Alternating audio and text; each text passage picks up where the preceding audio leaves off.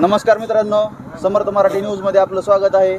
आज बार्शी परांडा रोड येथे 2 टू व्हीलरचा अपघात झाला असता दोन्ही टू व्हीलर चालक गंभीररित्या जखमी झाले आहेत।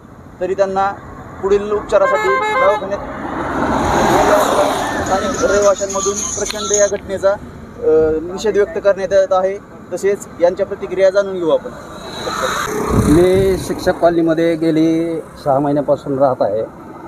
मी गेल्या वर्षी ही रोड झाल्यापासून गणपतीमध्ये 10 ते 15 माणसाचा अर्ज दिला होता या स्पीड ब्रेकरसाठी, परंतु अर्ज देऊनही फक्त भराडिया पेट्रोल पंपापाशी 2 स्पीड ब्रेकर टाकण्यात आले।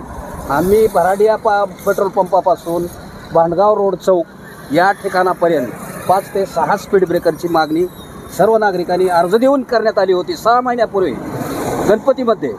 परंतु बांधकाम विभागाने या रोडची दखल न घेता फक्त भराडिया पेट्रोल पंपाजवळ 2 स्पीड ब्रेकर टाकण्यात आले आणि त्याच्यापुढं शिक्षक कॉलनी, श्रीकृष्णनगर आणि भांडगाव रोड हा रोड नवीन गेल्या वर्षी झाल्यामुळे वाहने अगदी वेगात येतात आणि सामान्य नागरिकाला शिक्षक कॉलनीमध्ये जाण्यासाठी अक्षरशः जीव मुठीत घेऊन रोड क्रॉस करावा लागतो आणि आमच्या अर्जाची कुठलीही दखल घेतली नाही। फक्त 2 टाकले, आम्ही मागितले 6, टाकले 2 ती पंपापाशी।